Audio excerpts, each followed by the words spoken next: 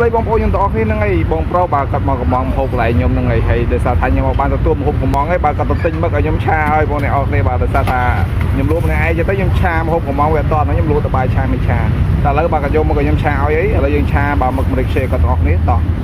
យើងហាន់វាឲ្យអីតោះយើងយកវាទៅស្រស់ម្ដងអ្នកអស់គ្នាបាទដោយសារថាខ្ញុំខ្ជិលដាំទឹកអ្នកអស់គ្នាបាទយ៉ាងស្រស់ជាមួយទឹកស្រស់ទៅខ្ញុំហ្មង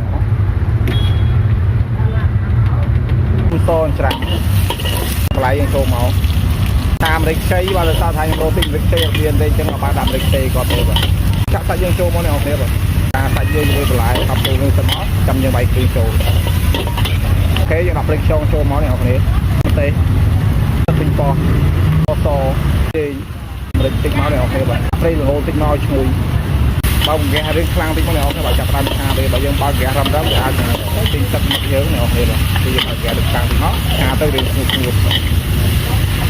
ហើយយើងដាក់លឹកខ្ទឹមតិចមកទេវ៉ាន់ស៊ុយតិចមកនេះអូខេបើយើងឆាវាមកត្រឡប់ពីត្រឡប់មកហើយបាទដូរដាក់បបឲ្យភ្ញៀវមក